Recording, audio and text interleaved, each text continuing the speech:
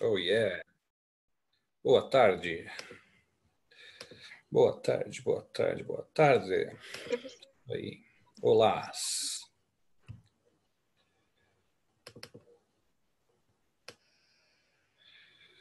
Oh, yeah. Estamos de volta. O pessoal ficou desesperado lá, não consigo abrir, mas calma, nem eu tinha aberto ainda.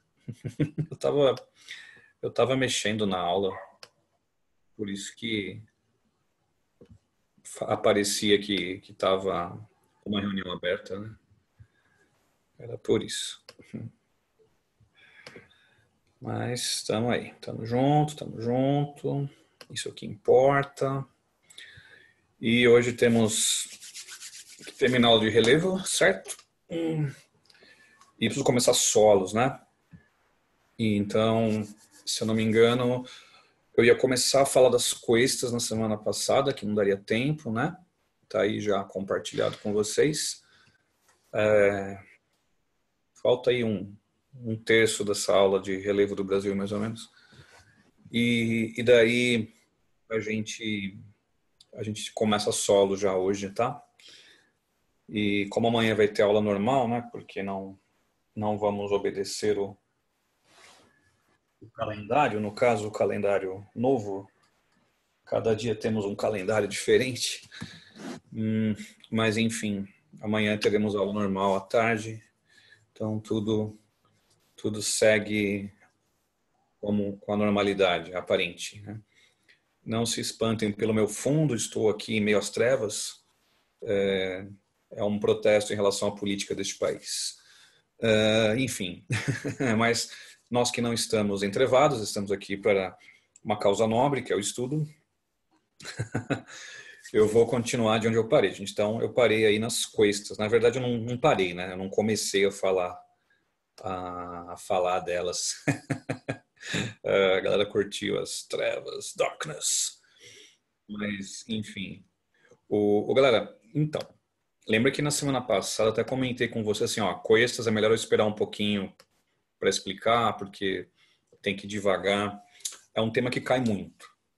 Então, esse tema, de todas aquelas formas de relevo que nós vimos, algumas elas caem mais. E as questas basálticas são uma dessas.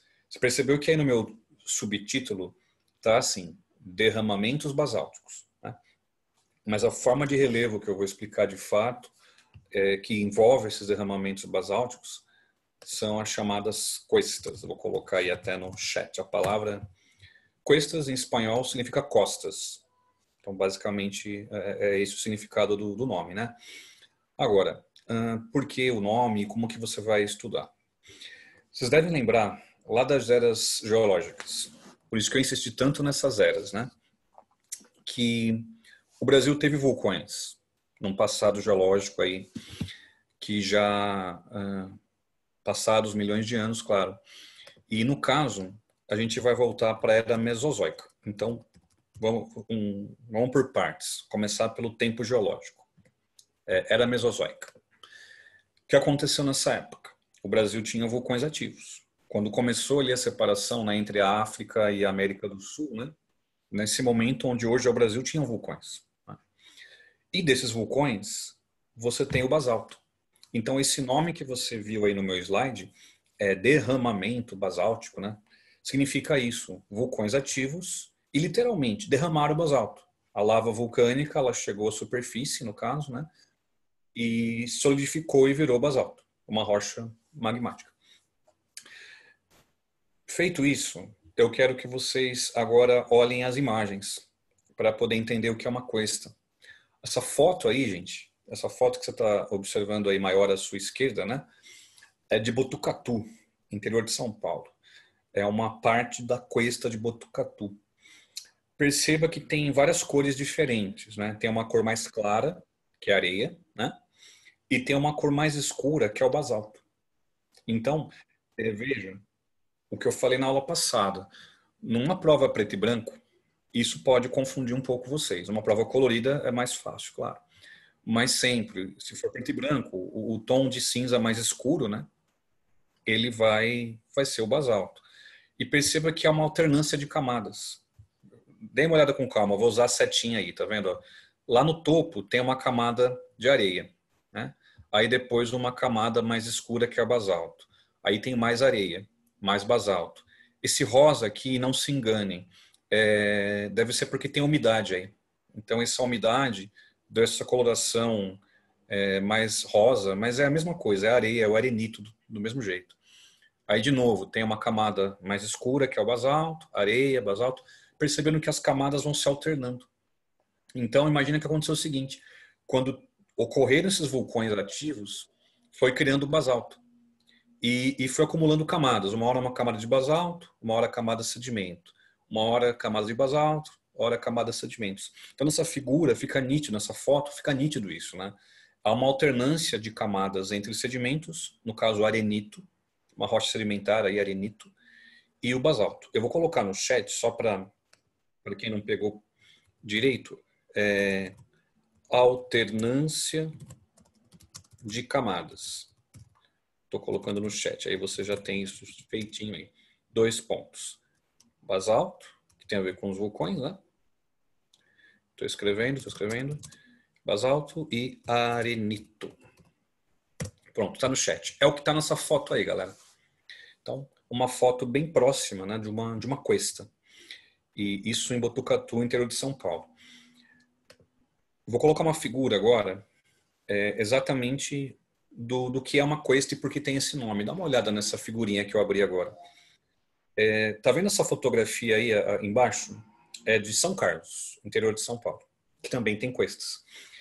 Não é coincidência, essa figura que você está vendo aí foi inspirada nessa fotografia.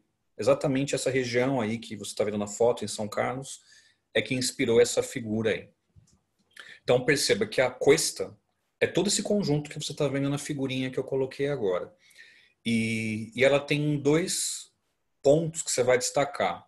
O que é uma cuesta? É uma forma de relevo. Daí ok, né? Ela é formada como? Já está no chat. Alternância entre camadas. Arenito e basalto. Isso já está no chat, o que é uma cuesta. Uma forma de relevo, né? Tivemos o derramamento basáltico, alternou as camadas. Tem 2 nomes que você tem que pegar agora aí, que estão na figura, gente. Infelizmente, você tem que saber esses 2 nomes. Reverso, à sua esquerda aqui, estou usando a setinha, e o front, à sua direita. Reverso é a parte de trás, obviamente, né? Essa parte, gente, do reverso, ela tem mais sedimentos. Então, a tendência é ela desgastar mais. Já o front, ele tem mais basalto. A tendência é ele ser mais resistente. Por isso que ele tem esse formato, parece uma ondinha, né? Porque a parte da frente, ela é mais resistente, ela está mais alta porque ela é mais resistente, claro. E a parte de trás, ela está mais baixa porque oferece menos resistência. E eu sei que é um detalhezinho, tal, meio chato, mas é importante você diferenciar. Então eu vou colocar no chat, para quem não pegou. Espera aí, que esse barulhinho foi o meu Windows. Windows. Reverso da coisa, estou colocando no chat, tá?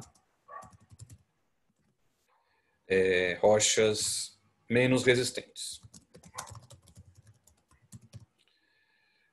Tá aí. Reverso da cuesta, rochas menos resistentes. A parte de trás, né? Já o front da cuesta.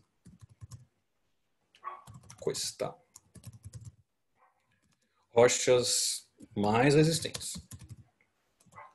Por isso que o front ele é mais elevado, né? E sempre, gente, ó, lembra da minha primeira aula de relevo. Se é mais resistente, tem que ser magmática. Né? Então, o front é basalto. Já o reverso, que é menos resistente, tem que ser sedimentar. No caso, arenito. E então, no final das contas, vocês podem, a partir dessa figura e do que eu coloquei nos itens do chat, é um bom resumo do que é uma cuesta. Então, vou pegar quem entrou depois, enfim. Cuestas são formas de relevo. Uma forma de relevo. De onde surgiram essas cuestas? Qual época? Qual era geológica? Está ali também no chat. Era mesozoica. Né? O Brasil tinha vulcões ativos nessa época. E esses vulcões ativos derramaram o basalto, uma rocha magmática. E é notável a alternância entre camadas. Ora uma camada de sedimentos, ora uma camada de rocha magmática. Então, basalto e arenito se alternando. Eu usei até aquela fotografia, cor clara arenito, cor escura o basalto. E você pode dividir em duas partes a cuesta. A parte de trás, que é o reverso, ela é menos resistente ao desgaste. Já o front, que é a parte da frente, o nome é fácil de você lembrar, é basalto, então ele é bem mais resistente ao desgaste. E assim você tem uma explicação concreta como são as cuestas. Perceba uma coisa aí, não sei se todos notaram, a fotografia de baixo, tem uma coisinha ali, né, um morro testemunho, é igualzinho que está na figura. Esse nome, gente, é um nome literal. Por que é um testemunho? Ele está mostrando como era o relevo antes. Tá vendo que tudo está erodido no entorno, né? E ele ainda continua um pouquinho mais alto, porque tem mais basalto. Então o nome é esse, testemunho do quê? De uma era geológica mais antiga. Né? Ele está testemunhando uma coisa que já quase desapareceu. E então nessa fotografia aí de São Carlos, a fotografia de baixo, está mostrando um morro, né, chamado Cuscuzeiro, morro testemunho. Tive a felicidade de escalar esse carinha aí no primeiro ano de faculdade. Escalar no sentido assim, não é? Uou, o Júlio é alpinista. Não, relaxa, tem trilha, é bem de boa, tá? Era uma excursão de cartografia ainda, que nós fomos aprender a lidar com GPS, enfim. Tirando as abelhas africanas que de repente apareceram na nossa frente, o resto foi bem legal dessa excursão. A gente saindo correndo das abelhas não foi legal, mas o morro testemunha isso. É um morro formado por basalto, ele é um pouco mais resistente. E então ele testemunha um momento mais antigo, uma era geológica mais antiga. Então é assim que você vai estudar as coisas. Perceba que eu falei muito de São Paulo, né? Citei Botucatu, citei São Carlos. Especialmente as provas vão cobrar São Paulo, porque, bom, vocês vão prestar aqui em São Paulo. Então a grande maioria das provas, FUVEST, Unicamp, Unesp, PUC, Mackenzie, medicinas particulares, vão se basear nisso daí. Mesmo o Enem, prova federal, vai olhar para isso. Agora, não quer dizer que só tenha isso em São Paulo. Mato Grosso do Sul também tem basalto que ocorreu por essa razão. No Paraná também tem. Tá? Não é só São Paulo. É que São Paulo, para nós, é um pouco mais importante em razão dos vestibulares que vocês vão prestar. O David, ele... Oi, David. Fale, meu amigo. Como está? Professor, o Oi. Morro Testemunho, ele é mais recente, então? Tipo, ele é formado mais recente em comparação às custas? Não, o contrário. Aliás, não é nem o contrário, desculpa. Na verdade, o testemunho ele é da mesma época. A diferença é que ele, perceba nessa figura, eu vou usar a setinha, tá vendo? Ó? O Uhum. front, tá vendo? Ele é mais alto. O testemunho, ele é quase da altura do front. Isso aqui está em perspectiva, então parece que está mais baixo, mas ele é quase a mesma altura, ou seja, é da Uhum. mesma época. A diferença é que o testemunho, ele por ter uma concentração maior de basalto do que o entorno, ele ainda resiste a uma altitude elevada. Pega essa foto aí de São Carlos, você vê, né? Estou colocando na setinha aqui, ó. Tá o Uhum. testemunho. Na parte do entorno, você percebe que é muito mais baixo. Então, em algum momento, tudo isso que você está vendo mais baixo, esse verdinho aqui, que tem uma mata e tal, era dessa altura. Só que tinha mais sedimentos, então foi desgastando. Já o Uhum. testemunho, por ter mais basalto, resistiu muito mais. Mas Entendi. o tempo geológico é o mesmo, cara. Então, a mesma formação da cuesta. Imagina que coloca um valor de 100 milhões de anos atrás. Um exemplo. 100 milhões de anos. Estava sendo formado tudo isso daí. Era tudo mais elevado. Depois de 100 milhões de anos, uma parte já foi bem desgastada e algumas resistiram mais. Quais que resistiram mais? Aquelas que têm basalto. Tá bom? Beleza, valeu, professor. Oh yeah! Pera. Gente, o pessoal está perguntando de apostila e realmente a minha tem uma paginação diferente da de vocês. Se eu falar a página da minha, vai dar ruim, porque eu não tenho a paginação igual a de vocês, que só tenho geografia. Mas é a última aula da apostila 1, tudo bem? Exatamente a última aula da apostila 1. Depois. Natália, Net. Oi, Net. Posso definir como relevo formado por erosões desiguais? Aí, Net, você está explicando como funciona. Eu acho que se você quiser uma definição, e olha, a Natália fez uma pergunta aqui para mim, né? sobre como definir a questa, a Unicamp, certa vez, uma segunda fase, colocou a pergunta desse jeito. O que são questas? Pergunta na lata. O que são? E às vezes você fala, putz, e agora? Como é que eu começo a minha resposta? Como é que eu vou falar o que são? Eu sei que tem o basalto, eu sei que tem os sedimentos, mas como colocar isso né, na resposta? Então, começa sempre pelo óbvio. Questas são uma forma de relevo, formada pela alternância de camadas. Arenito e basalto. Era o que a Unicamp queria. Era uma pergunta realmente, não tinha como enrolar a Unicamp. Você tinha que explicar dessa forma. É uma forma de relevo e o que faz dela algo diferente. É uma alternância entre camadas, basalto e arenito. E aí, Net, não precisa falar de erosão desigual para explicar o que são as questas, tá? Agora, você pode usar isso, Nath, para falar sobre o reverso e o front. Aí você usa essa definição que você propôs aí para mim. Olha, o reverso, ele é menos resistente, portanto, ele vai ser mais erodido. Já o front, ele é mais resistente, portanto, vai ser um pouco mais elevado. Então, eu entendi o que você quis dizer. Essa diferenciação, o que é mais resistente ou menos resistente, mas guarda isso para explicar o front e o reverso, tá? E como cai muito coisa, gente, olha, esse vale a pena você sempre ter recursos para explicar. Pela imagem, pela figura, por fotografia, por descrição, por eras geológicas. Esse é bom que você tenha um entendimento bem completinho, tá? Mais do que alguns outros que eu expliquei para vocês. Certo? Mais alguma dúvida das questas, meus amigos? Posso seguir? Professor, Oi, oi, oi. Letícia, sua mãozinha levantada. Oi, Letícia. Oi. professor,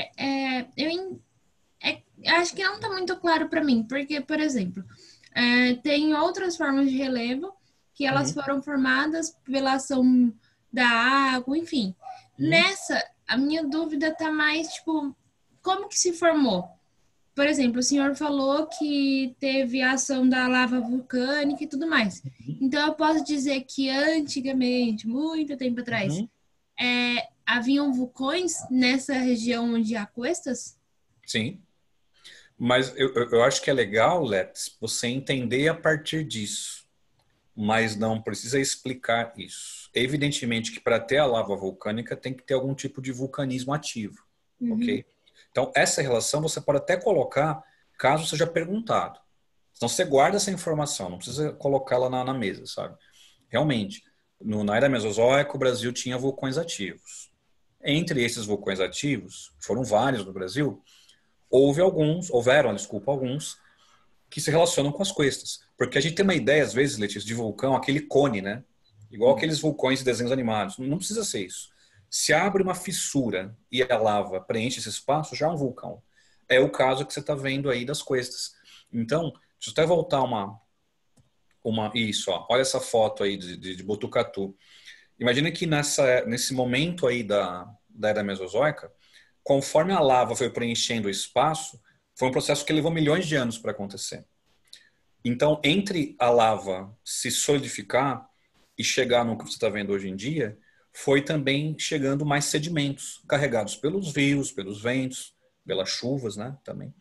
Então, foi solidificando a lava vulcânica e, ao mesmo tempo, algum agente de erosão carregou sedimentos, formando arenito. Aí continuou expelindo lava vulcânica e continuou vindo arenito. Aí foi tendo essa mistura, camada por camada.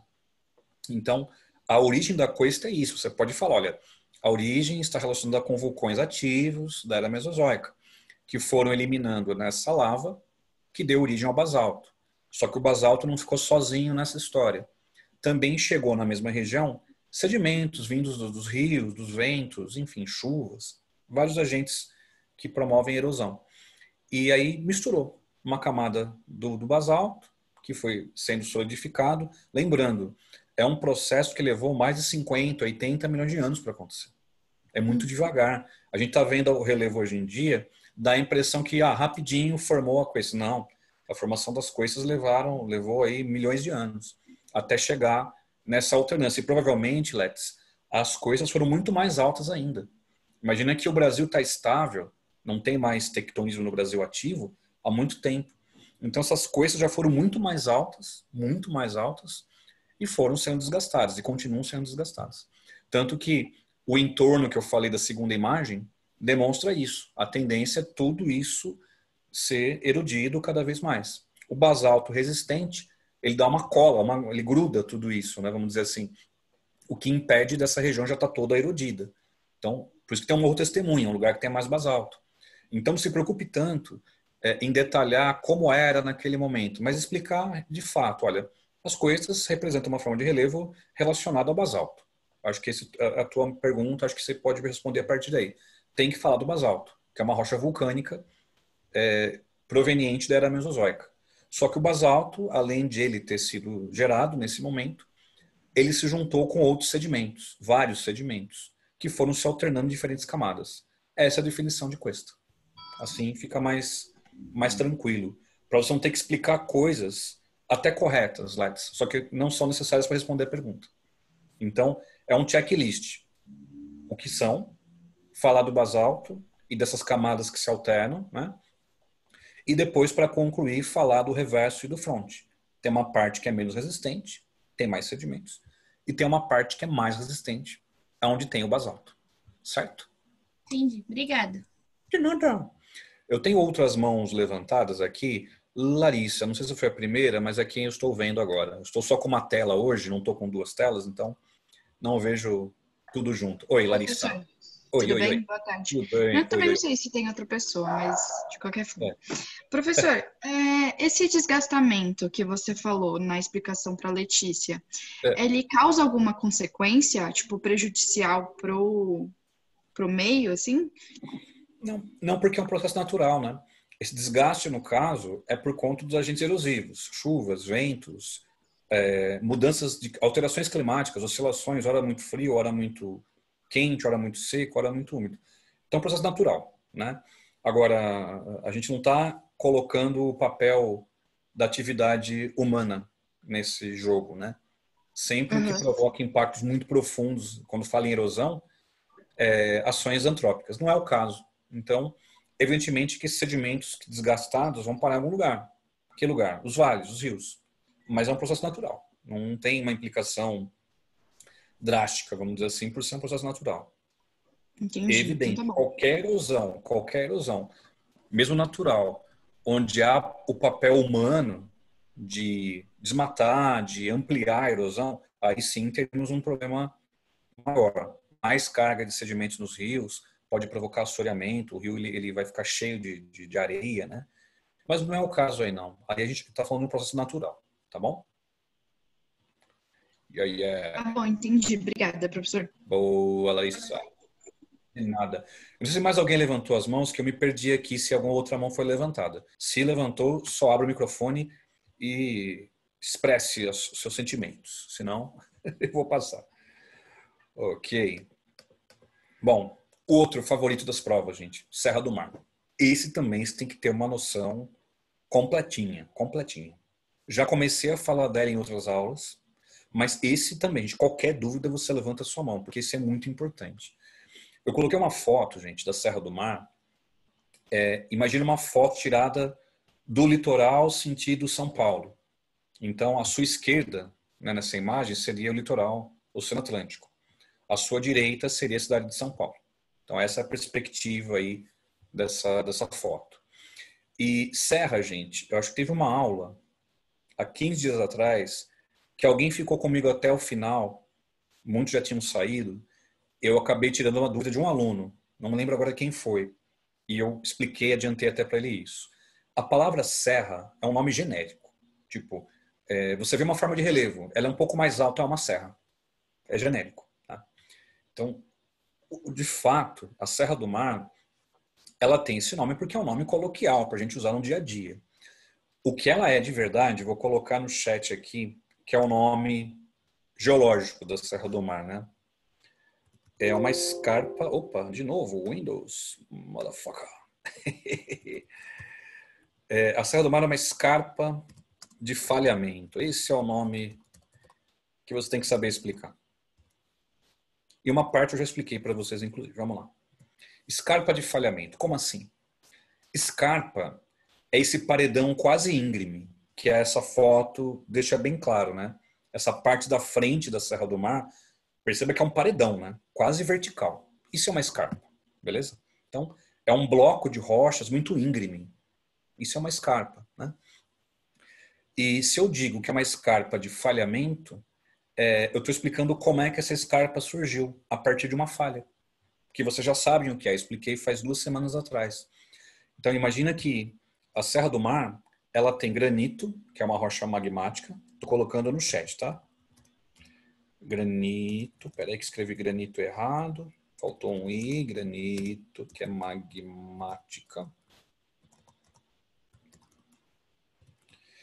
E, ao mesmo tempo, a Serra do Mar tem gneiss, que é uma rocha metamórfica. Estou colocando também, que é uma palavra diferente, tá? Metamórfica. Tá aí. Granito mais gneiss. Essas rochas são muito resistentes, muito resistentes. E quando sujeitas à pressão tectônica, elas falham. Lembra aquele exemplo que eu dei? Você pega um objeto muito duro, você não vai conseguir dobrar, mas se você fizer muita força, você vai quebrar. É uma falha. Então, isso é a Serra do Mar. O que falta na tua explicação agora, que é a parte que pode complicar para o teu lado, as eras geológicas. Muita atenção para não cair em pegadinha, gente. As rochas que vocês estão vendo aí, granito e gneiss, elas são pré-cambrianas. É muito antiga. Basicamente é isso. São rochas muito antigas. Então, se perguntarem para vocês, a Serra do Mar, de quando são as rochas? São pré-cambrianas, são antigas pra caramba. Quando eu falo antigo, eu estou pensando aqui, meus amigos, em 2 bilhões de anos, talvez. 600 milhões de anos, 2 bi chutando alto, mas é muito antigo, é muito antigo. Porém, se a pergunta for diferente, se ele te perguntar assim, a Serra do Mar que conhecemos hoje em dia, como ela se formou? Essa é a parte que pode complicar. Eu não quero saber das rochas, eu quero saber da forma, desse formato da Serra do Mar. Quando que isso aconteceu? A forma, ela é da era mesozoica. Então, isso dá para confundir um aluno. Dá para confundir bastante. Porque o aluno acaba memorizando que a Serra do Mar é muito antiga. Ela é muito antiga, com certeza, gente. Agora, uma ponderação. As rochas que a compõem são muito, muito antigas mesmo. São pré-cambrianas, mais de 1 bilhão de anos estamos falando aí.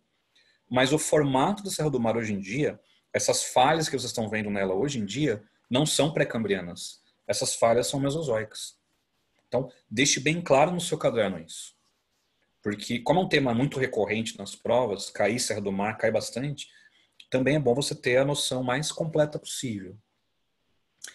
E se a pergunta for para um outro caminho ainda, explique como a Serra do Mar chegou onde chegou. Por que ela é desse jeito?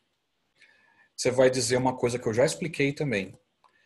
Ela sofreu epirogênese. Todo esse conjunto está no chat. Ele subiu um pouquinho mais durante a Era Mesozoica. Quando a África e a América do Sul se separaram, essa região sofreu epirogênese. Ela acabou subindo um pouquinho mais. Eu sempre uso como referência uma questão da FGV. Sei que muitos aqui não vão para essa seara de vestibulares, mas enfim, uma questão que antiga já até. Onde a FGV perguntava o seguinte: por que o rio Tietê, que nasce tão perto do Oceano Atlântico, ele corre para o rio Paraná, para o outro lado? Pergunta da GV, pergunta antiga, tá? Antiga sim, uns 8, 9 anos talvez. Aí a resposta qual era? Porque a Serra do Mar sofreu epirogênese, ou seja, a Serra do Mar subiu e virou um paredão, né? Muitos rios acabaram começando a ter um trajeto para o lado oposto, porque os rios não conseguiam passar por cima da serra, né? Óbvio que não. Tinham que desviar da Serra do Mar e ir para o lado oposto. Quer dizer, até isso você pode colocar nas suas anotações, gente. Que a hidrografia de São Paulo, ela também se modificou por conta disso. Imagina um paredão, né? Um blocão de rochas muito íngreme. Muitos rios passaram a correr para o lado oposto ao Oceano Atlântico. Você pode chamar a Serra do Mar de barreira. É uma barreira. Coloquei no chat. Enfim, eu acho que aí você tem um roteirinho também, né? De onde e como, né? Explicar o que é a Serra do Mar, quais rochas que a compõem, de onde surgiram, quando vieram essas rochas, e esse formato da Serra do Mar hoje em dia, de onde que ele veio. E por isso que é importante você aplicar as eras geológicas, o tempo geológico. As rochas são pré-cambrianas, mas a Serra do Mar, de fato, ela é mesozoica. Ela é um pouco mais recente. Tá? Aí eu tenho a Ana Beatriz. Oi, Ana Beatriz. E aí? Prof, a Oi. Serra do Mar é um host, não é do Grambim, se não me engano? Sim, aquela figura que eu coloquei, lembra que era de um lado a Serra do Mar, do outro lado a Mantiqueira, e entre as duas você tem ali um graben, né, que seria o Vale do Paraíba. Isso mesmo, Ana. Perceba, Ana, que a perspectiva de análise ela muda, né? Boa pergunta, Ana. Porque se um vestibular olhar assim para a Serra do Mar, ele não vai poder criar uma questão impossível. Tipo assim, letra A Serra do Mar é um horst. Letra B, a Serra do Mar é uma escarpa. Não, não, não. Ou é uma coisa ou é outra, né? Então a pergunta não pode ser com duas afirmativas corretas. Mas sim, se por um acaso ele elaborar uma questão sobre falhas, sobre falhamentos, tá? E dentro disso perguntar o que é a Serra do Mar, ele pode explicar que, eu vou colocar no chat o que a Ana perguntou, tá, gente? O sistema de falhas que resultou na Serra do Mar, 2 pontos, estou colocando no chat, tá? Aproveitando a pergunta que a Ana fez. É um horst. É quando tem uma falha e a parte mais alta você vai denominar de horst. Então, é um outro caminho para explicar a formação da Serra do Mar. Agora, repito, nenhuma questão pode misturar as duas coisas. Tipo, o que é a Serra do Mar? É uma escarpa de falhamento. É assim que você vai explicar de fato. Agora, se aparecer uma pergunta com uma outra organização, a pergunta, ele coloca lá, falhas, 2 pontos.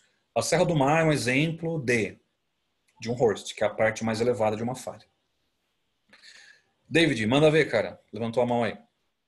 Professor, desculpe, não ficou muito claro ainda na minha cabeça o que seriam essas falhas. O que não ficou claro? Não entendi. O que seriam as falhas? Lembra quando eu expliquei lá para vocês na primeira aula ou na segunda aula, acho que foi, não foi na primeira, foi na segunda aula de geologia. Eu expliquei dobras e falhas. Que as dobras é quando o relevo ele é menos resistente, certo? E por ser menos resistente, ele acaba dobrando, como a folha de papel submetida a um esforço. Quando o relevo ele é muito resistente aos esforços tectônicos, ele literalmente quebra. É como eu tentar pegar esse computador e tentar dobrar, não vou conseguir dobrar. Mas de tanto eu forçar, uma hora eu vou quebrar. Isso é uma falha. Rochas magmáticas, ou ainda metamórficas, são muito resistentes ao desgaste e às forças tectônicas. Quando essas rochas magmáticas e metamórficas são submetidas a esforços muito grandes, elas falham, elas quebram. Então imagina que essa foto aí, David, vamos voltar na foto, acho que a foto ela tá boa para explicar isso. Eu vou usar a setinha, tá, David? Perceba uma coisa aí nessa foto da Serra do Mar. Tem a vegetação, né, que é a Mata Atlântica cobrindo a serra, mas tem uma parte, tá vendo, que está exposta das rochas, que é o granito. Esse daqui é o granito, o gneiss misturados. Ou seja, você percebe uma coisa. Isso daqui não está reto, totalmente retilíneo, né? Quer dizer que esse sujeito aqui, essa forma de relevo, aliás, é como se fosse quebrado. Era reta, estava assim. Aí quando falha, uma parte vai para baixo, outra parte vai para cima. É o que fica nítido aqui, ó. Então ela está meio torta, né? Ela não está dobrada. Não é um dobramento, é um falhamento. Então é um relevo muito resistente. E quando sujeito às forças tectônicas, de tanto você forçar uma hora, opa, ele quebra, entre aspas, ele falha. Isso é a Serra do Mar. Então esse paredão, que é a escarpa da Serra do Mar, foi criada por conta disso. Imagina que estava todo mundo aqui, ó, tudo junto. Assim fica melhor, né, para a câmera, isso. Aí de tanto forçar, aconteceu isso. Isso. Ficou assim, um paredão. uma coisa quase retilínea. Não é retilínea, lógico, mas é um paredão muito íngreme. Isso é a estrutura da Serra do Mar. Não é apenas a Serra do Mar que se formou desse jeito. Tem N exemplos de serras no Brasil que você vai olhar e vai ter um formato parecido. Mas a Serra do Mar, pela extensão que ela tem e pela quantidade de conceitos embutidos no processo de formação, a Serra do Mar é uma queridinha dos vestibulares, porque dá para cobrar muita coisa da Serra do Mar. Até a vegetação, que eu vou explicar mais adiante, mares de morros, Mata Atlântica, então por isso que é um tema que eu estou dando mais ênfase. Tudo bem, David? Obrigado, professor. Agora ficou claro. Oh, yeah. Tá, deixa eu olhar aqui o chat, então. Olha só, a Renata perguntou se o Horst é a parte mais elevada de uma falha. Sim, senhorita Renata. E a Natália perguntou se eu posso falar que a Serra do Mar é um planalto cristalino. Pode. Perceba que vocês estão começando a aplicar o vocabulário que vocês aprenderam. Né? É uma escarpa, é um planalto, mas eu prefiro que você fale o seguinte, Natália, melhor, senão a gente vai acabar entendendo errado. Existe um planalto chamado Planalto Atlântico. Eu acho que por uma questão de escala, vamos colocar assim que eu acho que fica melhor. Diga assim, Natália e todos.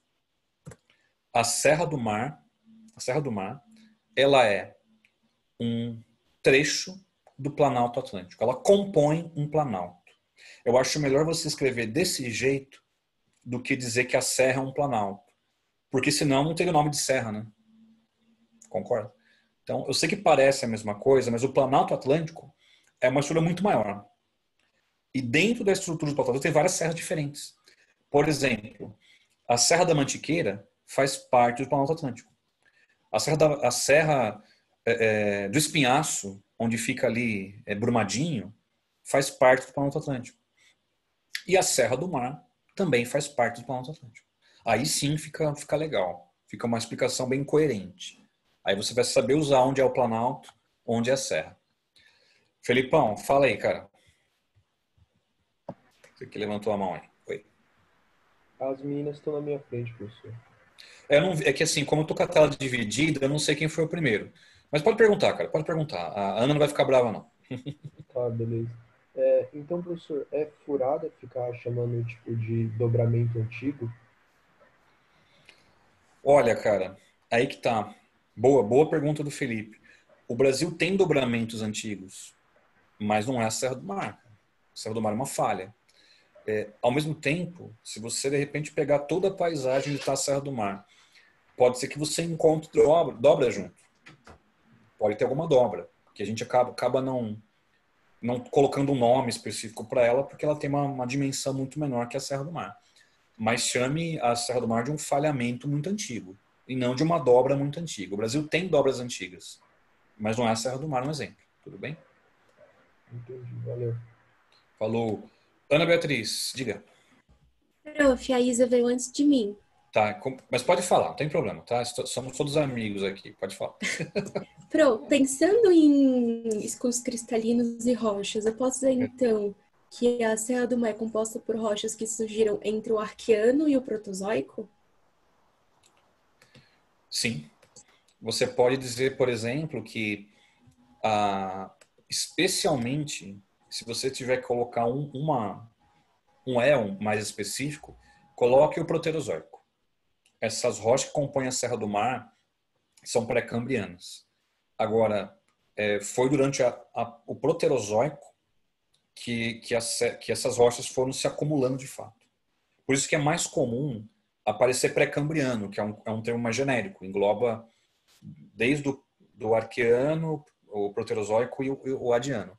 Então, o pré-cambriano até é uma forma de você se assegurar que não vai explicar uma coisa e ter certeza. Agora, se te perguntarem definitivamente, olha, me fala o momento corretinho de quando essas rochas surgiram. Coloque o Proterozoico. Tá? É a partir daí que essas rochas que compõem a Serra do Mar surgiram. A não ser que alguém encontre algo diferente, enfim, mas acho difícil. Mas é a Proterozoica que você vai marcar como referência, tá bom?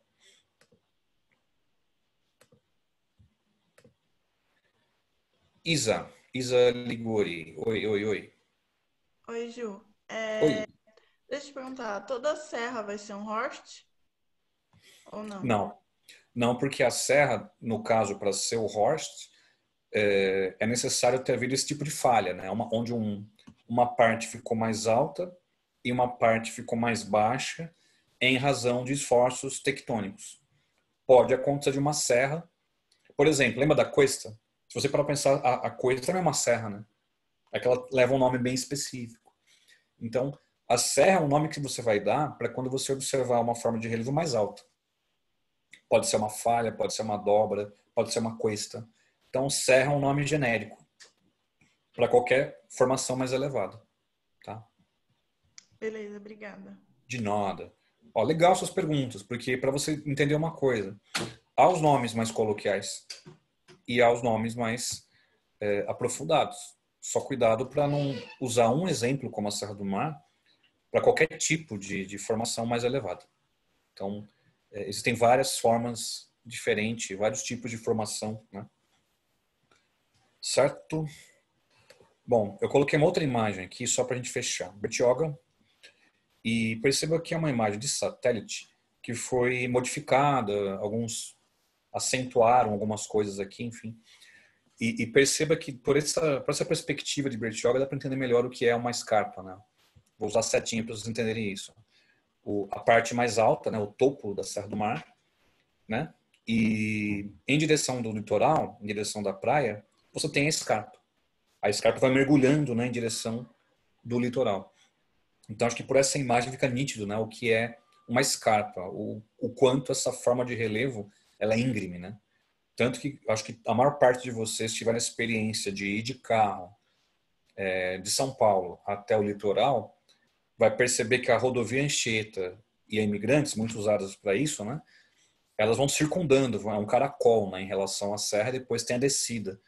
Porque o caracol da rodovia é exatamente quando o relevo ele é muito íngreme, né? É o caso da Serra do Mar. Certo? Agora acho que os que sobraram são mais tranquilos. Só os nomes, atenção com o vocabulário. Relevo kárstico, gente, relevo de cavernas, né? Eu coloquei como referência Bonito, que fica no Mato Grosso do Sul, né? Relevo kárstico é relevo formado por calcário, especialmente calcário. O calcário, eu vou colocar aqui no chat tudo isso, tá? Tá aqui. Kárstico, cadê o chat? Kárstico.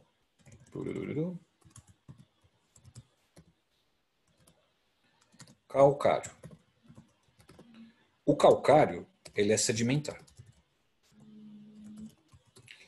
Então, tem aparecido assim muitas perguntas sobre relevo de cavernas, em primeira e segundas fases, em vestibulares de provas de instituições particulares também. É bom saber explicar cavernas, mas aqui não é tão complexo quanto a Serra do Mar. Pergunta simples: como são formadas as cavernas, como essa aí de Bonito? Tem que ter calcário, tem que ter essa rocha sedimentar. O que acontece com o calcário? Eu vou colocar no chat. A água das chuvas penetra nesse calcário. Ele é muito poroso, tá? A água vai sendo absorvida. E, ao mesmo tempo, essa chuva, a água da chuva, né, que vai penetrando no calcário, vai moldando o relevo. Vai moldando essas rochas. Eu vou explicar em breve, na aula de solos, o nome desse processo. Ele se chama intemperismo químico. Então, eu vou colocar no chat o nome e depois eu vou explicando com calma o que é isso. Intemperismo químico. Tá aí. Então, o relevo kárstico formado por calcário, que é uma rocha sedimentar. A água das chuvas vai penetrando nesse calcário e vai criando, lentamente vai moldando esse relevo de cavernas. O processo se chama intemperismo químico. É quando a água ela vai danificando, fragmentando uma rocha. Isso é intemperismo químico, é o papel da água nesse processo. Por isso, olhem bem a foto da caverna, né? Você tem essa estrutura chamada estalactites. O que é uma estalactite? Colocando aqui no chat. Estalactites. elas ficam, na verdade, no teto das cavernas, né? Na parte de cima das cavernas. Imagina a água pingando, gente. A água está infiltrando, ela vai moldando o calcário, por isso é pontiagudo desse jeito. É a água caminhando, ela está escorrendo a água, né? E vai moldando, deixando pontiagudo. O que está acontecendo aqui no caso? A ação da gravidade, né?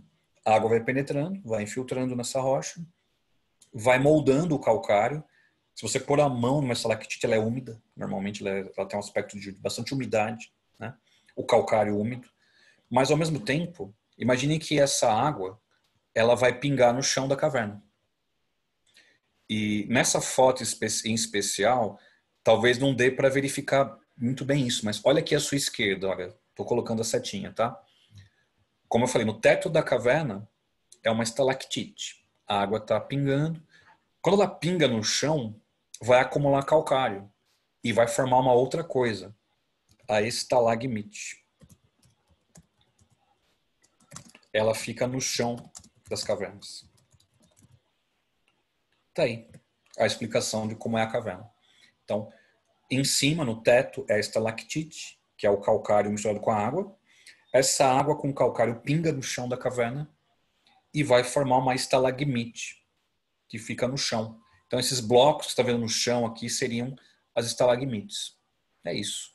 Alguns podem chamar de espeliotemas. Estalactites, estalagmites são espeliotemas, essas formações dentro das cavernas. Lembrando, essa água que você está vendo aí dentro da caverna, água doce, portanto, água de acúmulo de chuvas que infiltrou dentro dessa caverna. É muito comum que haja rios, né, dentro dessas cavernas. Dois levantaram as mãos, eu não sei quem foi o primeiro ou primeira. Samuel foi o primeiro. É isso, Samuel, fala, Samuel. Oi. Alô, e aí, professor, tudo bem? Bom, Samuel, e aí? Deixa eu te perguntar, eu dei uma voada aqui. Todas as cavernas, elas têm o relevo kárstico? Então, cara, boa pergunta. Eu usei como referência Bonito, né? Podem haver outras rochas junto com elas. Quer dizer, pode não ter apenas o calcário, mas tem que ter calcário, cara. Então, se você pegar exemplo aqui de São Paulo, Caverna do Diabo, que fica no sul do estado de São Paulo, né? Ali também um relevo kárstico, ou seja, formado por calcário. Agora, pode ser que tenha mais outras sedimentares. Agora, por exemplo, viu, Samu, pensando nos vestibulares, como eles são organizados, ele vai brincar um pouco com o tipo de rochas. Ele vai falar assim, ó, as cavernas são formadas por um relevo kárstico, ou seja, rochas magmáticas, falso, porque para ser calcário tem que ser sedimentar. Talvez não vai entrar nesse nível de detalhamento perguntando todos os tipos de rochas possíveis que possam existir em cavernas.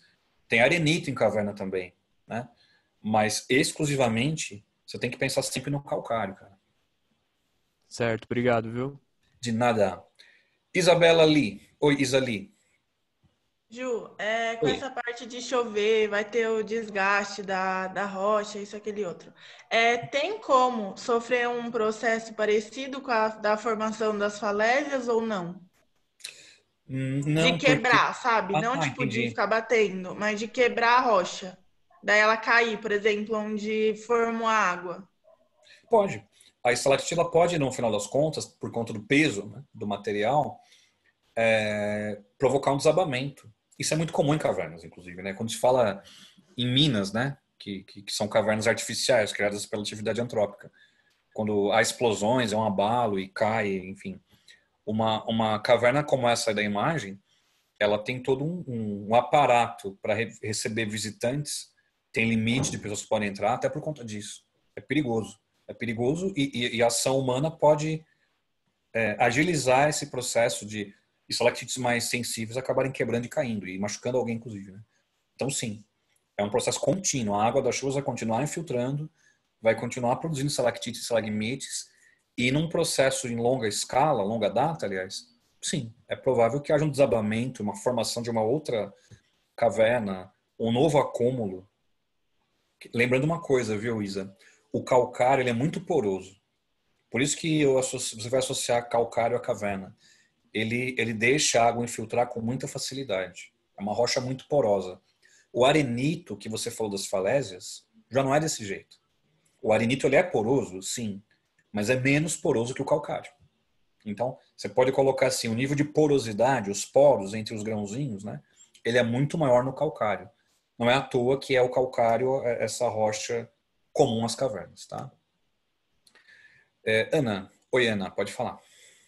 Prof, pensando na ação da água das chuvas, eu posso dizer que a concentração da água nas cavernas, essa que fica no solo, tem uma concentração maior de minerais e por isso tem uma cor diferente?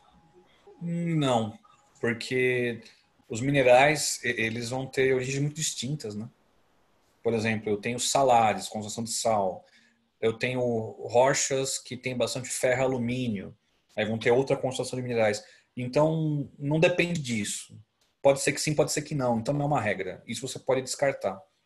Porque, caso contrário, você vai criar uma, como eu posso dizer assim, uma relação de causa e efeito que não serve só para cavernas. Serve para vários tipos de forma de relevo diferentes. Tá? Ok? Oi, Let's. Professor, Oi. pelo que o senhor disse da forma que é, do jeito que é formada as cavernas, através da ação da chuva. Então, as cavernas elas só existem em locais, em regiões que há uma presença constante de chuva, por exemplo, lugares que não ficam meses e meses em chuvas, ou não tem muita ligação? Tem tudo a ver. Agora, com uma condição também, Letes. As duas cavernas que eu citei aqui, essa de Bonito, né? Bonito tem um clima tropical típico, tem uma época de seca, não chove o ano inteiro. A caverna do Diabo, aqui no estado de São Paulo, é o lugar que mais chove no Brasil. É o lugar mais úmido do Brasil, mais até que a Amazônia, incrivelmente. Então, associa a umidade, mas pode acontecer de uma caverna ter sido formada numa outra era geológica ou num outro momento geológico, onde o clima era mais úmido. Hoje o clima daquela região não é tão úmido, mas a caverna continua, entendeu? Então, pense assim, Letes, para a continuidade da formação da caverna, tem que ser um clima úmido. Beleza. Agora, nada impede um lugar onde hoje o clima é um pouco mais seco você encontrar uma caverna. De repente ela foi formada há milhares de anos atrás, e num momento onde o clima ele tinha mais umidade, e persiste até hoje em dia.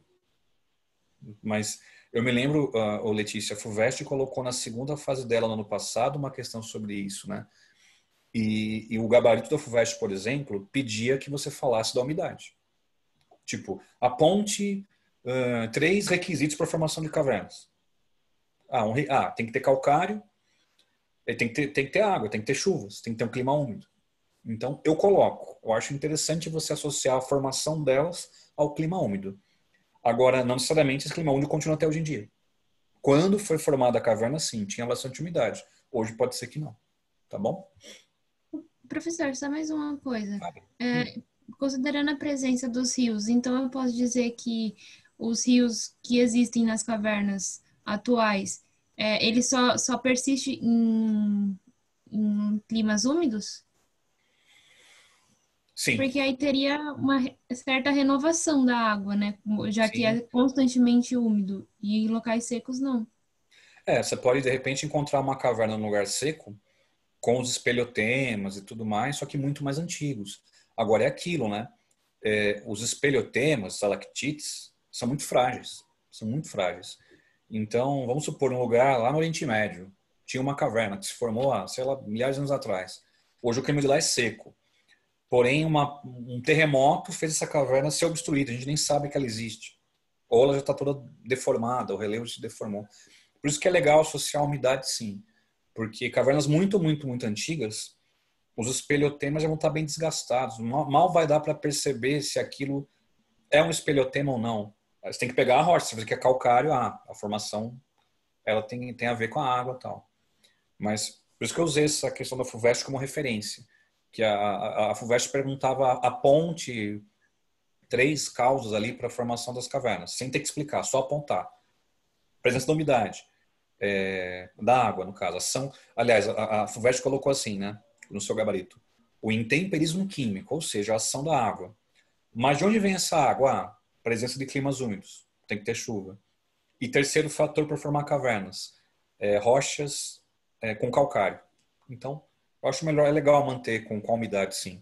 Não precisamos ir atrás de um exemplo de caverna que o clima agora é seco. Isso está fora. Aí fica muito complicado, um detalhezinho, né? Já não faz tanto sentido. Tá bom? Entendi. Obrigada. De nada. Passei aqui rapidinho, gente. Chapadas. Foto clássica. Chapada dos Guimarães. Gente, Chapada é um planalto sedimentar. Esse é bem tranquilo, tá? Então, me perguntaram isso em alguma aula, não me lembro agora qual foi, tá? Mas a definição de chapadas... Opa, peraí que eu voltei, pronto. Chapadas são planaltos formados por sedimentos. Tá aí a definição. Não importa em qual lugar do Brasil estamos aí falando. São planaltos formados por sedimentos. É isso. Uma coisa que eu aconselho você olhar nessa figura, muita atenção à imagem. Eu não sei como é que está no seu aparelho, se é telefone, se é notebook, mas olha bem, né? Isso é cerrado. É o cerrado brasileiro, essa vegetação que você está vendo aí. Estou apontando cacetinha. Tá vendo aqui uns lugares onde não tem vegetação? Qual a cor disso daqui? Cor de areia, né? Rochas sedimentares. Isso não é... nunca você vai se enganar com isso, gente. As rochas sedimentares é cor de areia, uma cor mais clara, cor de areia mesmo, né? Não tem como você se confundir. Evidente, uma prova colorida, a imagem colorida como essa fica nítido, né? Ah, sedimentos, cor de areia. Agora, uma outra coisa. A gente precisa... Só um pouquinho de bateria. Opa, pronto, arrumei. A gente, na verdade, tem que pensar assim, como é que isso aí se formou? Por que essa chapada é formada por sedimentos e ela ficou mais alta, né? Aparentemente não faz sentido. Aqui eu vou colocar no chat rapidinho, né?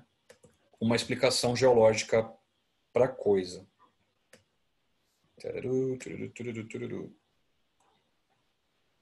Ó, tô abreviando, tá? Porque senão eu vou gastar muito tempo com isso. Me desculpem se faltou acentuação. Tá aí, ó. Planaltos, né? Chapadas, né? Chapadas, planaltos formados por sedimentos. As chapadas são sedimentos paleo e mesozoicos, ou seja, sedimentos antigos. No caso do Brasil, na borda noroeste da Bacia do Paraná. E aí eu coloquei no final, Chapada dos Guimarães, essa aí da imagem. Arqueamento. Arqueamento é a mesma coisa que dobra, tudo bem? Imagina que quando os Andes começaram a surgir, começaram a subir, provocou uma diferenciação no relevo aqui do Brasil. O Pantanal ficou mais baixo e as chapadas eram uma subidinha. Tá? Quer dizer, eu nunca vi um vestibular perguntar isso, que é um nível hard. Eu coloquei aí por garantia, caso apareça uma pergunta diferente, porque vocês sabem, geografia física não muda, não tem atualidades. Né? Então, os conceitos são os mesmos, porém dá para perguntar um detalhe que ainda não foi perguntado. Tá? Por isso que eu estou colocando dessa maneira. Tá? Então, estou indo para o nível hard. A Chapada dos Guimarães ela ficou um pouco mais alta quando os Andes subiram. Os Andes subiram, alterou os blocos de rocha, lembra da isostasia, né, o equilíbrio entre as formas de relevo. Então, subiram os Andes pelo choque, né, das placas tectônicas, a placa sul-americana e a placa de Nazca. Eu até coloquei, tá vendo no chat, subducção, né? E orogênese, né, no caso, o choque entre as placas tectônicas. Os Andes subiram e, no final das contas, as chapadas tiveram um pequeno aumento. Então, não é que acumulou sedimentos da chapada, gente, até elas ficarem muito altas. Lembrando, as chapadas, elas têm em média 700, 800 metros de altitude, como a Chapada dos Guimarães, né? Então, não é que foi acumulando até chegar em 700 metros, mas ocorreu uma subida, uma soerguida desse relevo para chegar numa altitude mais elevada. E antes da Isa me perguntar pode aparecer para vocês também a palavra tabuleiros. Uma atenção, gente. Tem uma diferença e tem uma semelhança. Tá?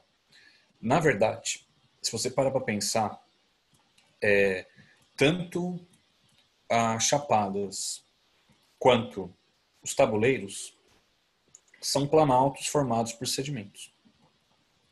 A diferença básica é que os tabuleiros, eles acontecem no litoral, junto ao litoral.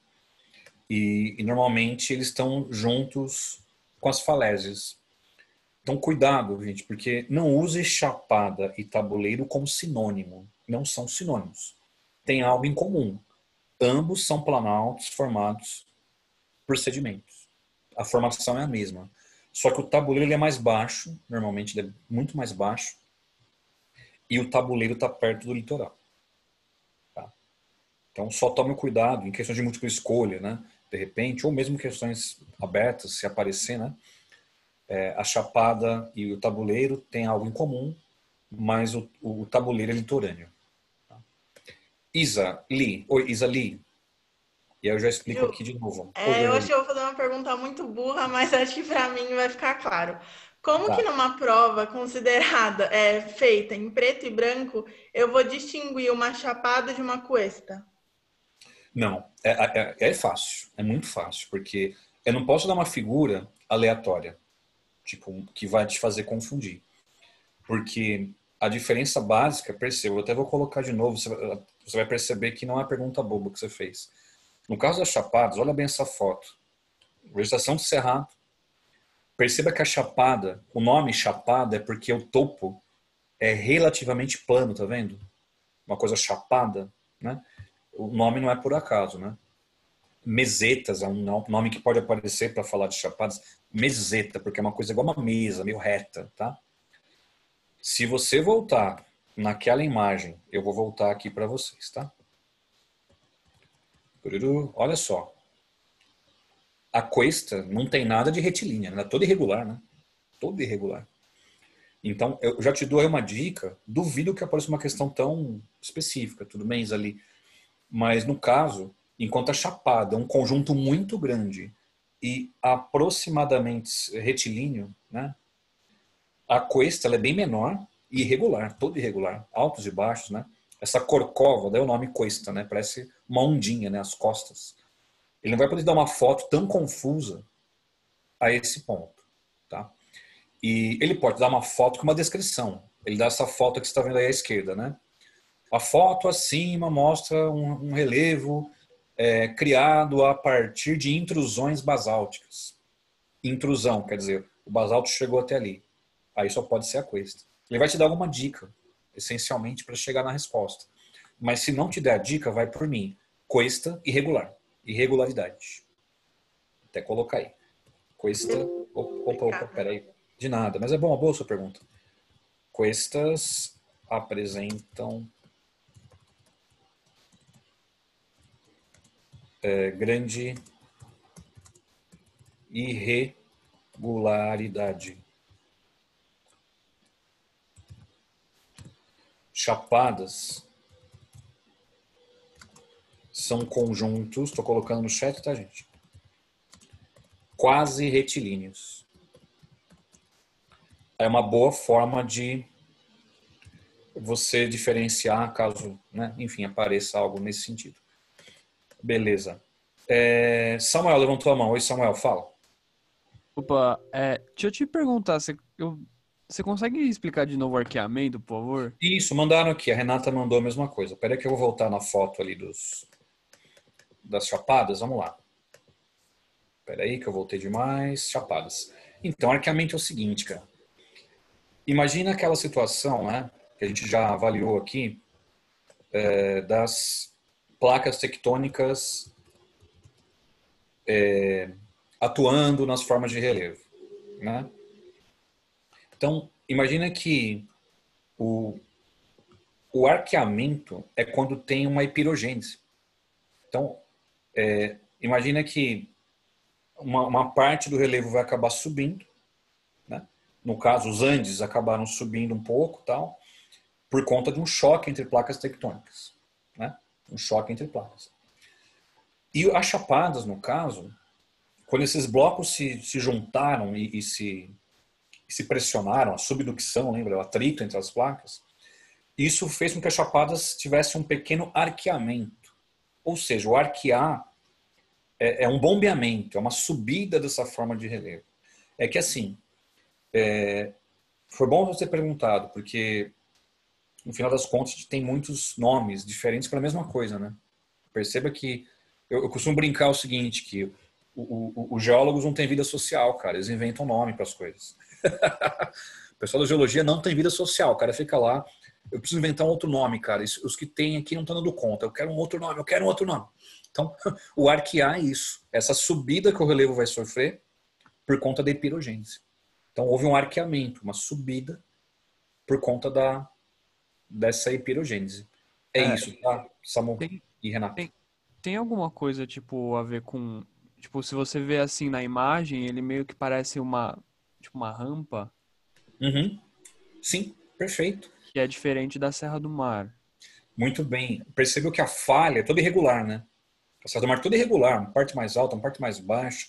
A Chapada não, né? Não é perfeitamente reto, mas é aparentemente retilíneo, porque é como pegar tudo isso daqui e começar a erguer, ó, um elevadorzinho, né? Estou subindo tudo.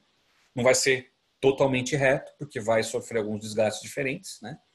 Sob a pressão tectônica, mas é quase reto se você comparar com a Serra do Mar, por exemplo. Muito boa a comparação. Ô, professor, então esse arqueamento é só a subida do solo, é isso? Não é do solo, é toda a formação, as formas de relevo que estão sofrendo o arqueamento. É melhor não usar solo, porque parece que você mudou muito a escala. É um bloco de rochas que vai sofrer o arqueamento. O solo está embutido nisso, entendeu? Mas é evidente que tem solo nesse conjunto que você está vendo na foto, mas é um blocão de rochas que vai soerguer, que vai subir. Então, fale das rochas, de bloco de rochas. Não precisa falar de solos aí, tá? Solos vai querer dar a entender outra coisa. Tá bom? Beleza? Ok. E até essa última imagem que eu coloquei, imagem não, nessa figura, né? Ela tem um perfil, tá vendo só? Mostrando o Pantanal, muito baixo. Algumas serras, que eu falei, nome genérico. Aí tem uma depressão na borda, né? Entre planaltos, olha só. E, finalmente, a Chapada dos Guimarães. Então, há um perfil de relevo do Mato Grosso, né? Mostrando desde o Pantanal até a Chapada. Vocês notaram a diferença de altitude entre as Chapadas e o Pantanal, né? A diferença é muito grande, né?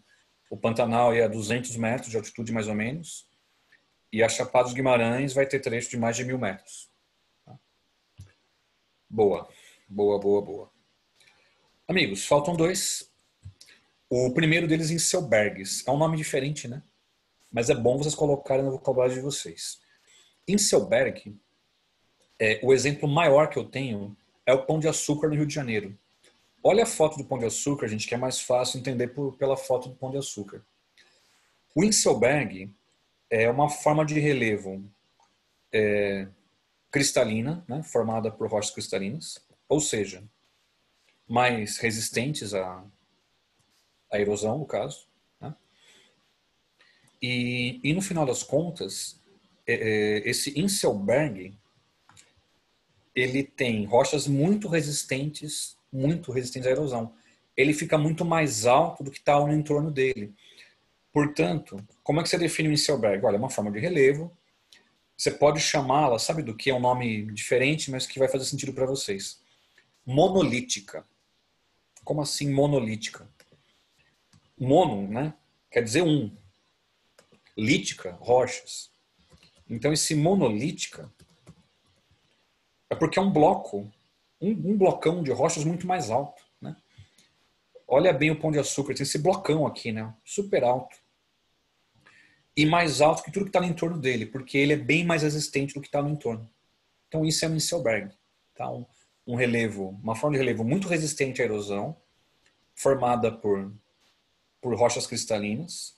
Porém, amigos, não é um conjunto muito grande, é monolítico, é um bloco. É um grande bloco que vai se destacar dos outros. Porque se fossem vários blocos, não ia ser um Inselberg. Ia ser uma serra, né? Como a Serra do Mar.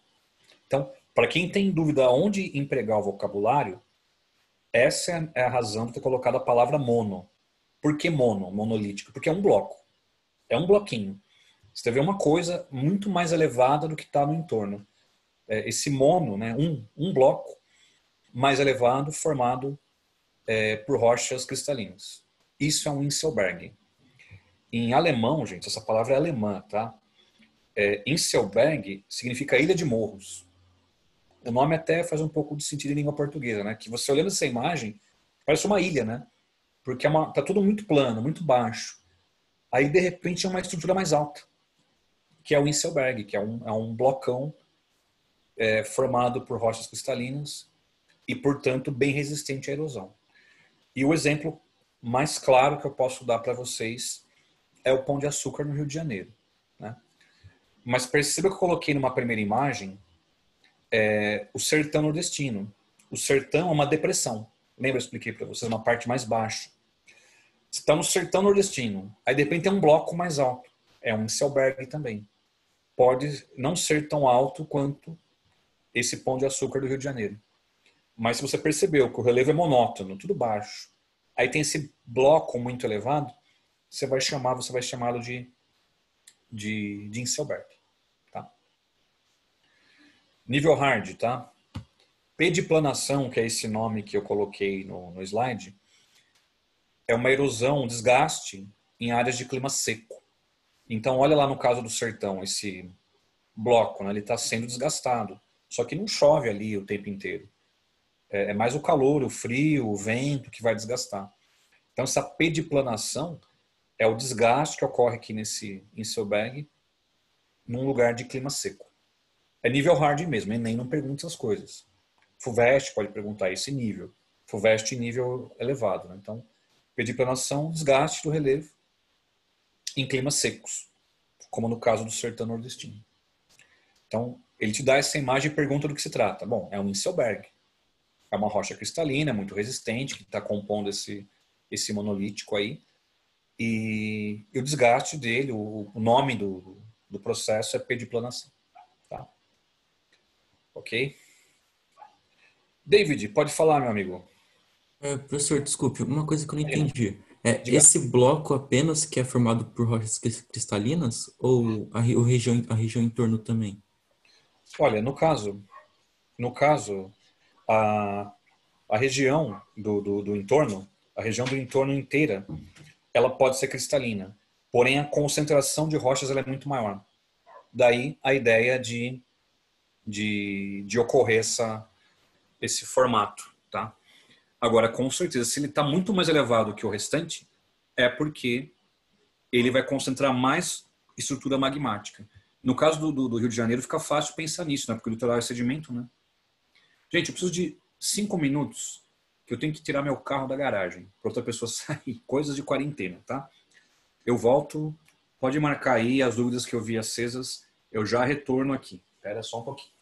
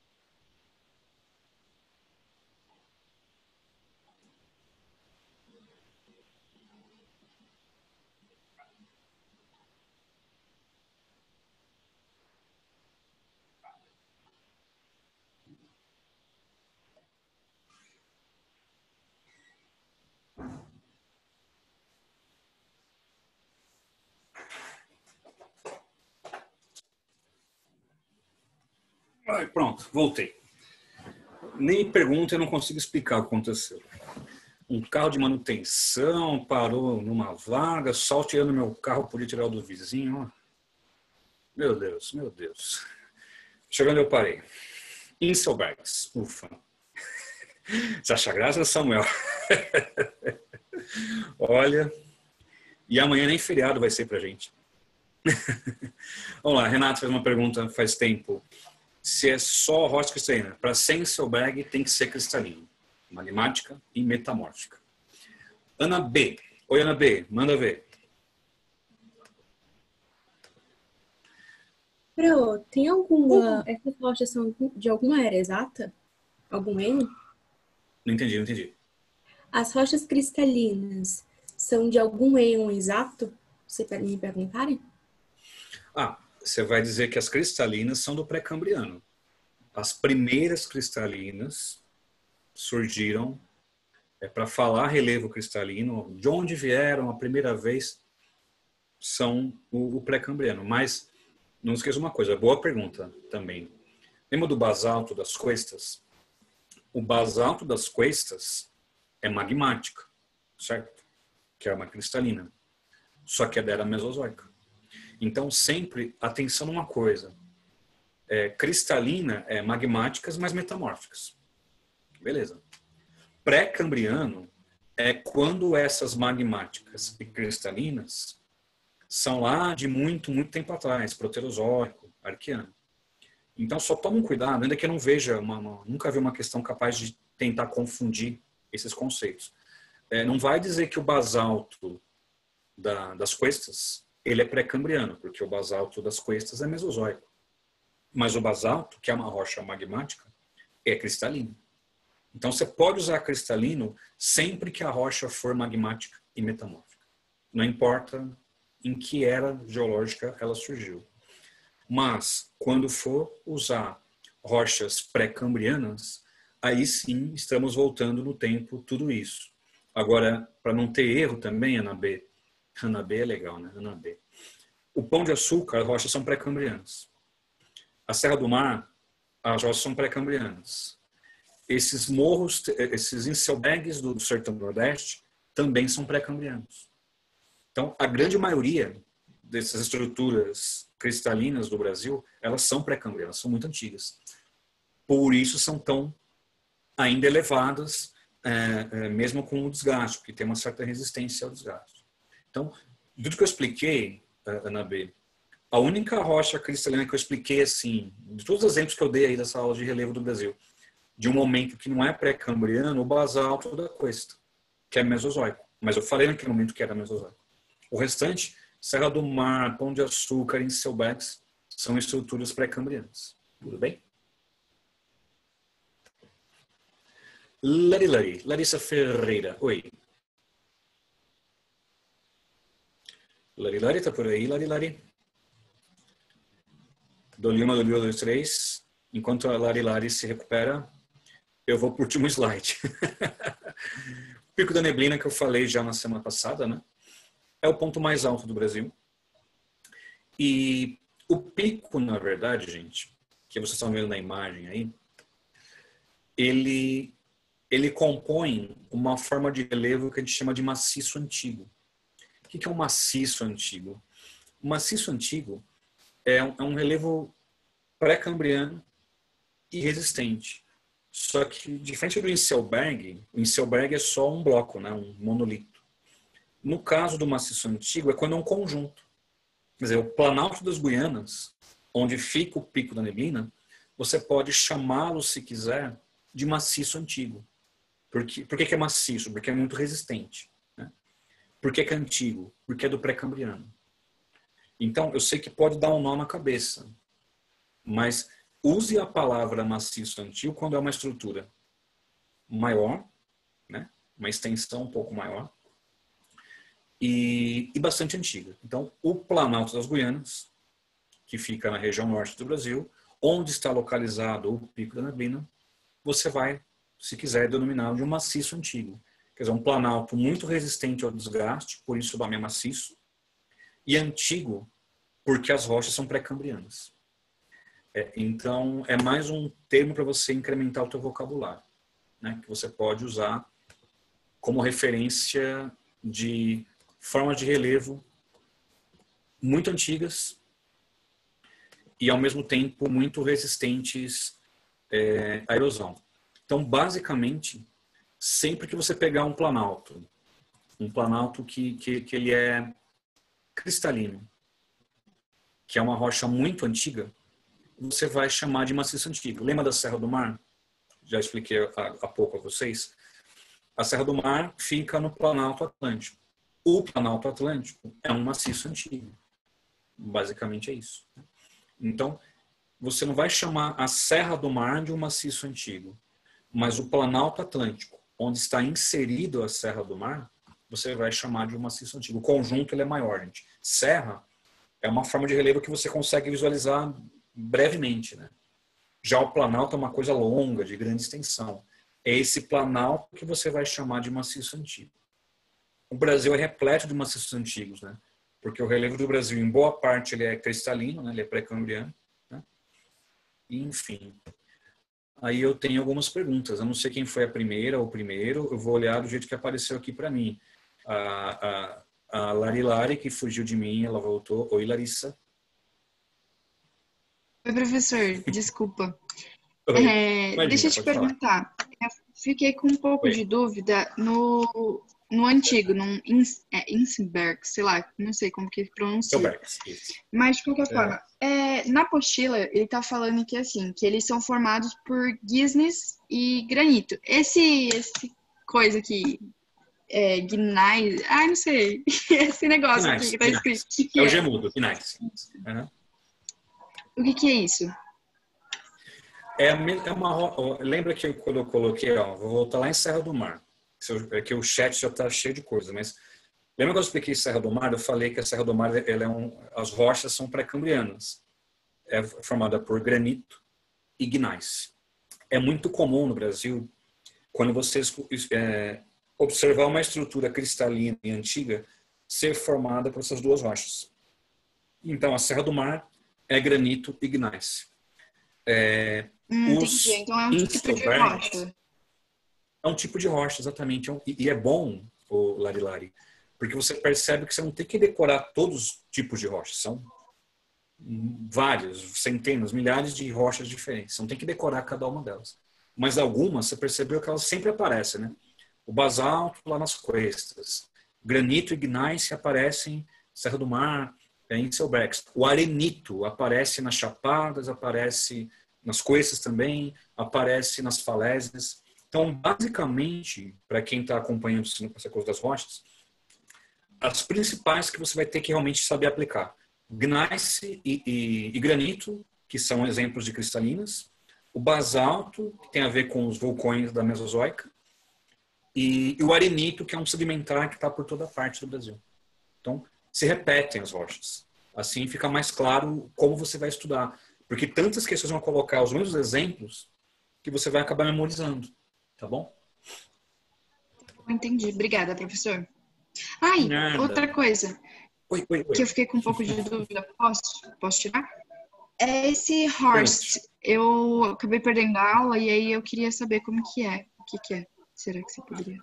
O Horst é quando tem uma falha. Lembra que um relevo ele é muito resistente ao esforço tectônico, ele não dobra. Ele quebra. Uma parte dele vai para um lado, uma parte vai para o outro. Uma falha. É como pegar um lápis e quebrar ele no meio, né? Mas o relevo não quebra, ele falha. É a palavra correta que você vai usar para isso.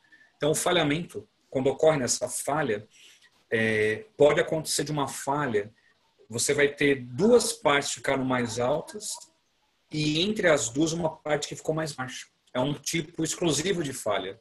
A parte que fica mais alta, você vai chamar de Horst, né? Que é uma palavra também de origem alemã. Tá? Estou colocando no chat, caso você não saiba, não tenha lido ainda, enfim, só para a gente confirmar. Horst. Parte mais elevada.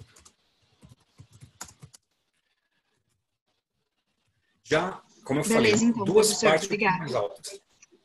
Tá. E a parte mais baixa vai ficar entre dois Horsts, você vai chamar de Graben. parte mais, estou colocando no chat, tá? Parte mais baixa da falha. Então, uma parte fica mais alta, é o rosto, e uma parte fica mais baixa, é o graben. E, por fim, mais ou menos importante, Isali. Oi, Isali. Oi, Ju, eu queria te tirar uma dúvida, porque assim, eu sempre aprendi que o morro o Pão de Açúcar era Mar de Morro. Daí eu queria saber, tipo, se mudou de um tempo para cá a denominação, se sempre foi Nisselberg e eu que aprendi errado. Sempre foi. A diferença é o seguinte, escala. Imagina que eu pego e tiro uma escala maior, Planalto Atlântico. Isso inclui Serra do Mar, isso inclui Mantiqueira, isso inclui Pão de Açúcar, o Planalto Atlântico. Tá? Agora, eu dou um zoom nisso daí, coloco uma lupa, eu quero saber o nome da estrutura que está ali embaixo. Aí você vai ver que, opa, dentro do Planalto Atlântico tem muita coisa. Tem a Serra do Mar, tem o Pão de Açúcar, que é um Inselberg.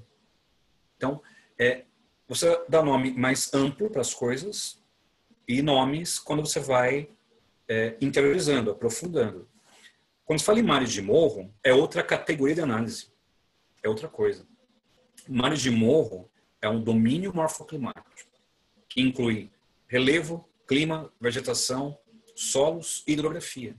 Tudo isso junto é um domínio morfoclimático. Então, evidentemente, o Pão de Açúcar no Rio de Janeiro, que é um Inselberg, ele faz parte dos mares de morro, que é um conjunto que você vai analisar a partir de 5 itens.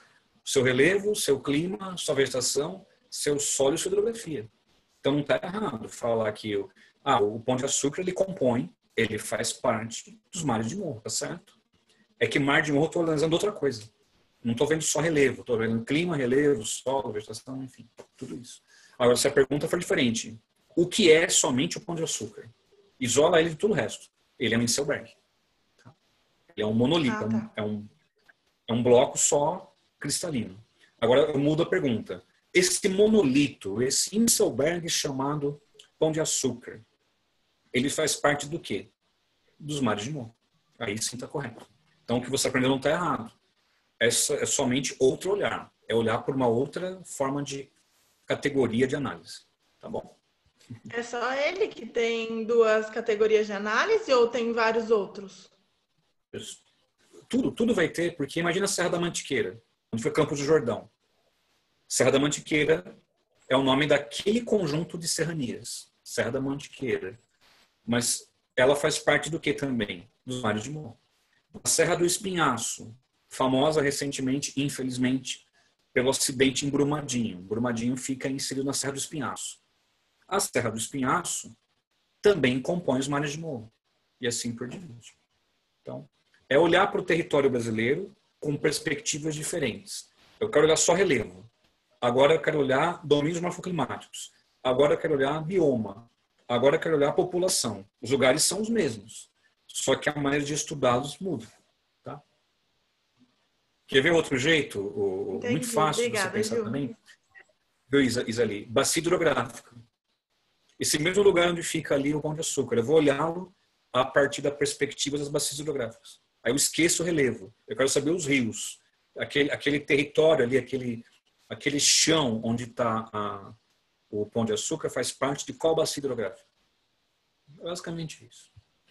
Agora sim, David, oi.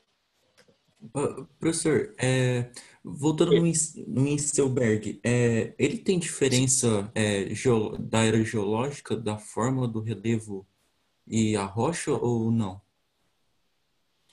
O Inselberg, as rochas que o compõem são do pré-cambriano, são muito antigas. Agora, não se esqueça, se esses Inselbergs têm rochas pré-cambrianas, eles já sofreram várias alterações. Chamam de rochas com mais de 1 bilhão de anos. É muito antigo. Então, ele já foi desgastado, talvez tenha sofrido algum tipo de tectonismo, subiu, aí depois desceu. Aconteceu muita coisa com eles. Mas ele continua sendo mais elevado do que o entorno, porque são rochas muito resistentes. Mas é mais fácil você pensar assim, Qual a origem das rochas dos Inselbergs? É pré-cambriano. É o que você tem que saber. Porque pegar o Pão de Açúcar, ele tem uma história geológica. Já foi mais alto, com certeza, do que isso. Estamos falando de 1 bilhão de anos. Então, já foi muito mais alto. Ele já esteve unido com a África, provavelmente. Enfim, ele foi se transformando, se alterando. Agora, o Pão de Açúcar que conhecemos hoje em dia, com esse formato bonitinho, é mesozoico, porque é a última vez que o Brasil sofreu tectonismo, né? Quando estava se afastando da África da América do Sul. É aí que esse Pão de Açúcar que enxergamos hoje se modelou. Então, perceba que é algo chave para estudar relevo do Brasil, né? A Era Mesozoica. Porque foi a última vez, podem registrar isso, gente, importante. A Era Mesozoica foi a última vez que o Brasil sofreu tectonismo. Desde então, a tendência do relevo do Brasil é ficar estável, sem mudanças muito bruscas, por conta de placas tectônicas. Então, seja a Serra do Mar, seja o Pão de Açúcar, entre tantos outros exemplos, desde que acabou a Era Mesozoica, eles ficaram estabilizados em relação às placas tectônicas. Hoje em dia, eles sofrem erosão, estão desgastando, é verdade. Mas não estão subindo ou descendo por esforços tectônicos. Isso com certeza não. Tudo bem, David? Ok, valeu, professor. Então é semelhante à Serra do Mar, né, nesse caso, um pouquinho. Bem semelhante. Só não vou dizer a você que o Pão de Açúcar sofreu uma epirogênese como a da Serra do Mar, não. Mas você vai dizer que desde então, assim como a Serra do Mar, a tendência do Pão de Açúcar foi ter ficado mais estabilizado, sem esforços tectônicos. Certo? Ok, muito obrigado, professor. Foi bom tê-los hoje. Amanhã, com um certo atraso, estou preocupado com o meu atraso, mas enfim, vou ter que dar um jeito nisso em breve. Começo os solos, mas eu vou fazer diferente amanhã. O pessoal já saiu, mas enfim, amanhã eu vou explicar, e vocês guardam as dúvidas de vocês um pouco. Para poder ter um pouco mais de agilidade na explicação, gente. Eu tiro dúvidas, não tem problema, não acho ruim. Mas é que a gente está com problema com o tempo. O nosso tempo é inimigo sempre, né? Então, de repente, eu falo de novo, você entende, eu falo de novo uma coisa, outro aluno também entende. Então, amanhã eu tenho que começar e encerrar solos. Não dá para começar amanhã e terminar, não. Se cada aula fizer isso, o meu atraso nunca vai ter fim. Então, eu peço a gentileza, tá? Amanhã, guarda a dúvida.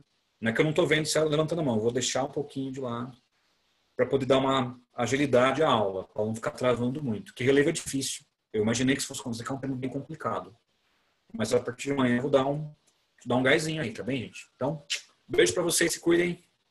E até amanhã. Falou. Tchau. Falou, professor. Obrigado. Falou. Tchau, Até. Tchau, de nada. Tchau.